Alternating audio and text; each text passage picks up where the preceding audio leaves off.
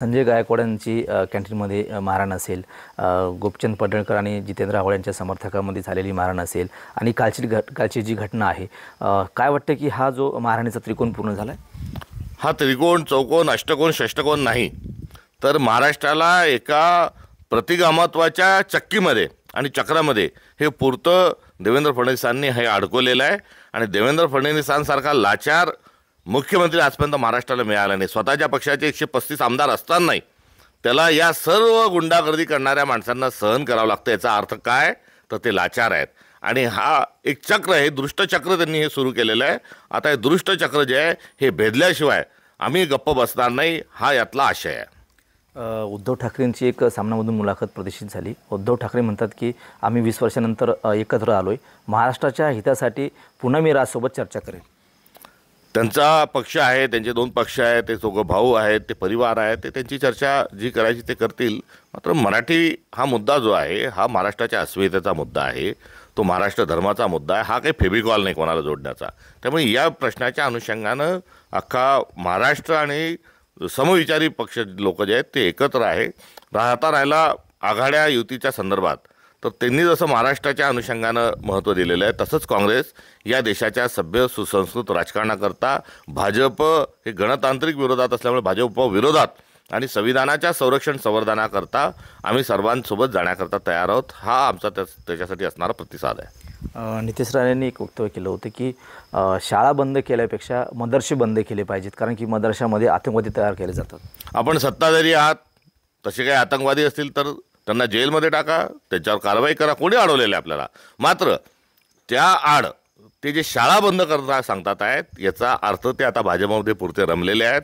कारण भारतीय जनता पक्ष ज्या विचारांवर आहे, त्यांना बहुजन समाज शिकता कामा नये, शेतकरी समाज शिकता कामा नये, महिला शिकता कामा नये, हे त्यांचं धोरण आहे. आणि शाळा बंद केल्यानंतर बहुजन समाज हा आपसूक शिकणं बंद करेल. त्यामुळे हा त्यांचा अजेंडा, हा ते स्पष्टपणे भाजपचा अजेंडा बोललेले आहेत.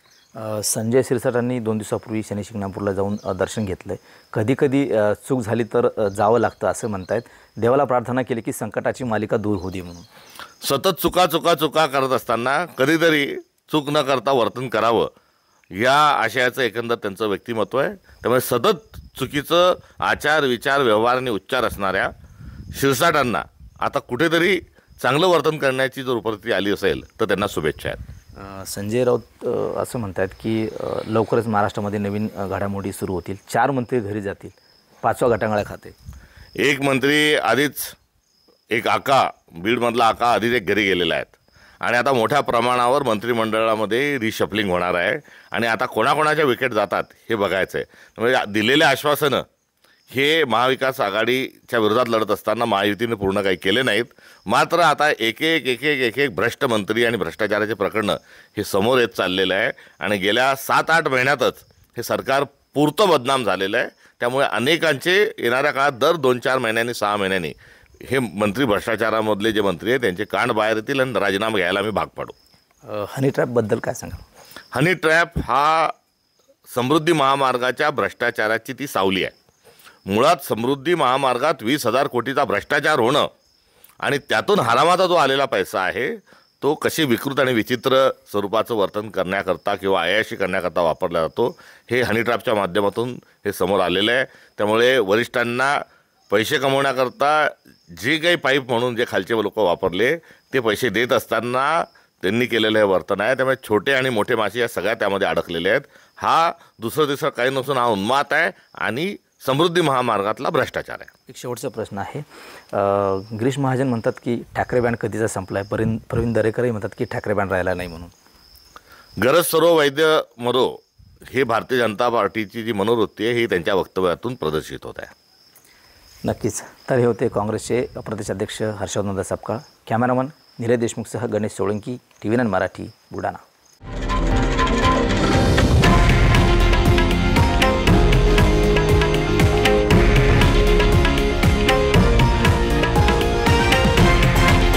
हे आहे देशातील नंबर 1 न्यूज नेटवर्क आणि आपण पाहत आहात TV9 मराठी, एकमेव.